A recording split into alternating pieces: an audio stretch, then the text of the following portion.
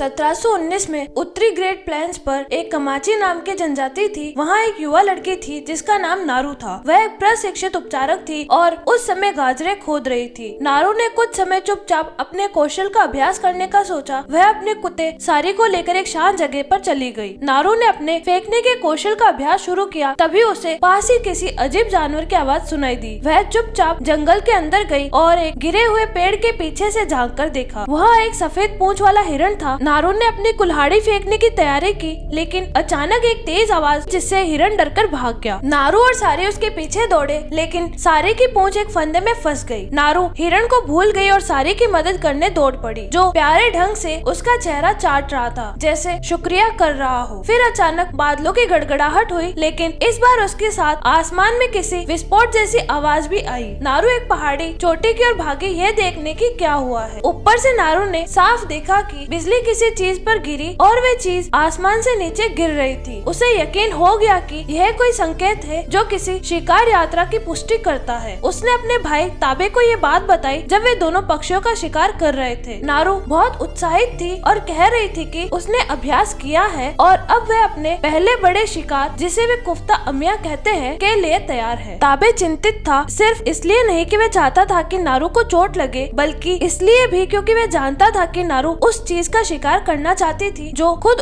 उनका शिकार कर रही थी। लेकिन वह कुछ भी कर नारू का इरादा नहीं बदल सकता था। नारू हमेशा से एक शिकारी बनने का सपना देखती थी। घर लौटते समय उसने अपनी माँ अरुका को यह बात बताई। वह अपने कुल्हाड़ी को तेज कर रही थी और अरुका दवाइयाँ बना रही। माँ ने पूछा कि जब नारू इतनी सारी चीजों में अच्छी है तो उसे शिकारी बनने की इतनी जरूरत क्यों है। नारू ने जवाब दिया, क्योंकि सबको लगता है कि मुझमें वो काबिलियत नहीं है। उसी वक्त ताबे शिकार से लाया हुआ पक्षी लेकर आया और अरुका ने उसके सफलता की तारीफ की। नारू को जलन सी हुई और उसने चुपचाप नीचे देखा। फिर अरुका ने उसे और दवाइयों के लिए भेजा। नारू जंगल में गई और ऑरेंज टोसा नाम के जंगली फूल इकट्ठा किया, जिसे कमाची उपचारक अपनी दवाइयों में इस्तेमाल करते हैं। रास्ते में उसने ताबे और अन्य कमाची शिकारी पुरुषों को दौड़ते देखा। उसने पूछा क्या हुआ, तो उन्होंने बताया कि एक शेर ने हमला किया है और उनके एक साथी पूही को उठा ले गया है। चिंतित और जिज्ञासु होकर नारू ने उनका पीछा करने का फैसला किया। ताबे ने अन्य शिकारियों से कहा कि नारू को साथ रहने दे, क्योंकि उसने ट्रैकिंग का अभ्यास किया है और वह शेर को ढूंढने में मदद कर सकती है। साथ ही अगर पूही जिंदा मिला तो वह तुरंत दवाई भी दे सकती है। थोड़ी देर खोजने के बाद नारू, ताबे और बाकी शिकारी पूही को जमीन पर पड़े हुए मिले। वह मुश्किल से सांस ले रहा था, लेकिन जिंदा था, जबकि ताबे और बाकी शिकारी शेर की खोज में जुट गए। उधर एक छिपा हुआ प्राणी जो आसमान से गिरा था इलाके में घूम रहा था और शिकार की तलाश में था। उसने एक सांप को देखा और उसे मार दिया। रात होने पर शिकारी पूही को कैंप वापस ले जाने लगे। तभी नारू ने ताबे से अपने शक साझा किए। उसने कहा शेर ने पूही को अपने अड्डे पर ले गया था, लेकिन फिर भी वह जिंदा कैसे बच निकला, यह बहुत अजीब था। नारू ने अंदाजा लगाया कि जरूर कुछ ऐसा हुआ होगा जिससे शेर का ध्यान भटक गया और वह सच्चाई जानना चाहती थी। नारू ताबे और बाकी शिकारियों के साथ शेर का पीछा करना चाहती थी, लेकिन ताबे ने मना कर दिया। उसने जोर देकर कहा कि नारू को पूही के साथ रहना चाहिए, क्योंकि उसे उसकी मदद की ज्यादा जरूरत होगी, जबकि वे बाकी शिकारी शेर से निपट लेंगे। जब वे निकलने की तैयारी कर रहे थे, नारू ने जमीन पर एक कटा हुआ सांप देखा जो अब भी हिल रहा था। वहाँ एक बड़ा पदचिन्ह और खून का निशान एक पेड़ की ओर जा रहा था। तभी एक कमाची शिकारी नारू के पास आया और उसे याद दिलाया कि उन्हें चलना है, लेकिन नारू ने उसे पदचिन्ह दिखाया। शिकारी ने कहा कि वो शायद किसी भालू का निशान है, लेकिन समस्या यह थी कि वह पदचिन्ह भालू का लग नहीं रहा था। वह बहुत बड़ा था और अगर वह भालू का था तो जरूर अपने पिछले पैरों पर खड़ा रहा होगा। ऊपर से पास एक कटा हुआ सांप था जो किसी भालू की हरकत नहीं हो सकती थी। नारू को एक अजीब सा डर लग रहा था। उसे लगा कि जंगल में कोई एक बहुत खतरनाक चीज छिपी हुई है। उसने ताबे को जाकर अपनी शंका बताई, लेकिन ताबे ने कहा कि वे अभी ध्यान भटकाने की हालत में नहीं है, क्योंकि वे शेर के अड्डे में है और पहले उसे से निपटना जरूरी है। शिकारी जमीन पर झुके हुए थे, शेर से छिपने की कोशिश कर रहे थे। नारू ने सुझाव दिया कि वे एक चारा रखे और पेड़ पर चढ़कर शेर का इंतजार करें। उनके साथ आए शिकारी पाका ने असहमति जताई। उसने कहा था कि शिकारी इंतजार नहीं करते, वे सीधा हमला करते हैं। लेकिन ताबे ने नारू की बात मानी और कहा कि अब वक्त है कुछ करने का। पाका और नारू पेड़ पर चढ़ गए और वहाँ से शेर का इंतजार करने लगे। थोड़ी देर बाद पाका ने देखा कि नारू अपनी कुल्हाड़ी को तेज कर रही है और फिर वह शेर की खतरनाकी के बारे में बात करने लगे। लगे। तभी अचानक शेर वहाँ आ गया और पाका को खींच कर ले गया। नारू ने शेर पर तीर चलाने की कोशिश की, लेकिन शेर तेजी से पेड़ पर चढ़ा और नारू पर छलांग लगा दी, जिससे वह जमीन पर गिर गई और बेहोश हो गई। नारू को घर वापस लाया गया और उसकी माँ अरुका ने उसकी देखभाल की। होश में आने के बाद नारू अपने भाई को लेकर चिंतित थी, क्योंकि उसे बताया गया था कि ताबे शेर के पीछे गया है। नारू ने फिर से ताबे का पीछा करने की जिद की, लेकिन अरुका ने समझाया कि नारू गलत थी, यह सोचने में कि कुफ्त अमिया का मतलब खुद को साबित करना है। असल में इसका मतलब जिंदा रहना होता है। तभी किसी बच्चे ने ताबे के लौटने की घोषणा की। पूरा कमाची कबीला गर्व से देख रहा था जब खून से सना हुआ ताबे मरे हुए शेर का कटा हुआ सिर लेकर लौटा। ताबे को चीफ वॉरियर का खिताब मिला और पूरे कबीले ने उसका जश्न मनाया। लेकिन नारू अब भी परेशान थी। उसे यकीन था कि वहाँ बाहर कोई ऐसा खतरा है जो अब तक किसी ने नहीं देखा। जब ताबे ने नारू को अकेले जाते देखा तो उसने उसे रोका, लेकिन नारू को दुख हुआ कि उसका अपना भाई भी उस पर भरोसा नहीं करता। अगली सुबह नारू जल्दी उठी और किसी को बताए बिना कैंप से निकल गई। रास्ते में उसे एक और बड़ा पदचिन्ह मिला।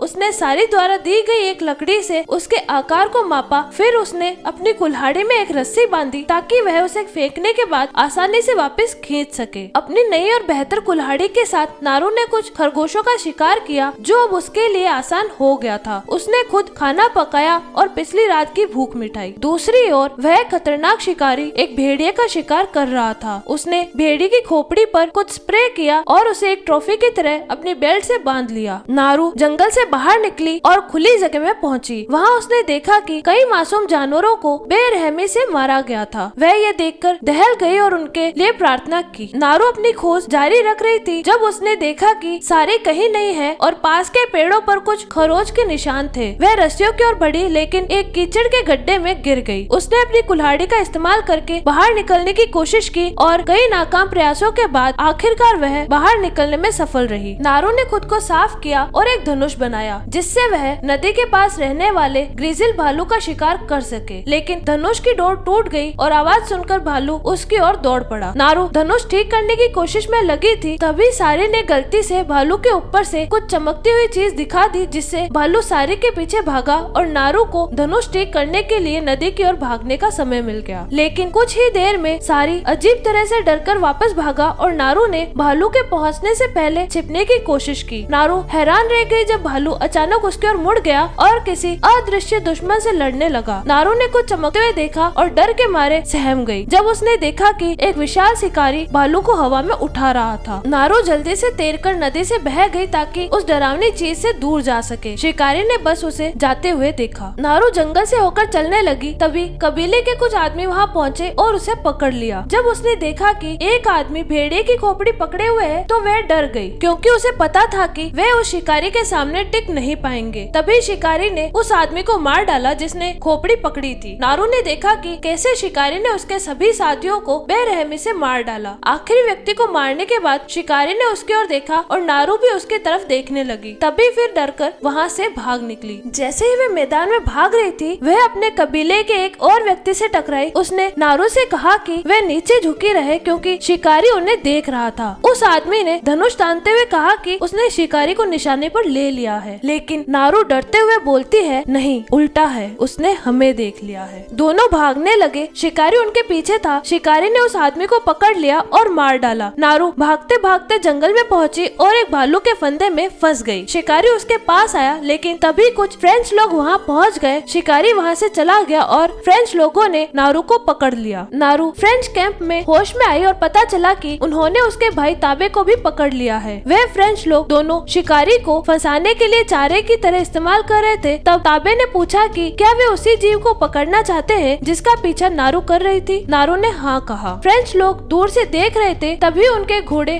अचानक भागने लगे। जब वे पलटे तो उन्होंने देखा कि उनके सभी साथी मारे जा चुके थे। शिकारी दो लोगों के पास पहुंचा। ताबे ने कहा कि उसे एक घोड़ा चाहिए। जैसे ही उन्होंने अपने साथियों की चीखें सुनी, शिकारी ने आखिरी आदमी को भी मार डाला। नारू और ताबे खुद को बंधी हुई हालत में छुड़ाने की कोशिश कर रहे थे। शिकारी उनके पास आ रहा था। ताबे ने कहा कि वे केवल चारा है। तब नारू ने समझाया कि शिकारी इस तरह का शिकार पसंद नहीं करता। उसने उसे पहले देखा था, लेकिन उसे कोई खतरा न मानकर छोड़ दिया था। ताबे ने बताया कि उसने शेर को कैसे मारा था। उसने नारू की योजना का इस्तेमाल किया था। नारू ने कहा कि उसे नहीं पता कि वह उस शिकारी को मार पाएगी या नहीं, लेकिन ताबे ने कहा कि अगर वह खून बहा सकती है तो वह उसे मार सकते हैं। तभी शिकारी फ्रेंच के फंदे में फंस गया। अचानक कुछ और फ्रेंच लोग वहाँ आए और उन्होंने शिकारी को पकड़ लिया, लेकिन शिकारी ने उन्हें भी जल्दी ही मार डाला। नारू ने एक फंदा देखा और उसका इस्तेमाल करके खुद और ताबे को आजाद कराया। शिकारी फ्रेंच लोगों से लड़ने में व्यस्त था, इसलिए उन्होंने इसका फायदा उठाकर भागने का फैसला किया। ताबे फ्रेंच के घोड़ों की ओर गया और नारू फ्रेंच कैंप में बची हुई चीजों से सारी को बचाने के लिए वहाँ गई। नारू ने सारी को आदेश दिया कि वे ताबे के पास भाग जाए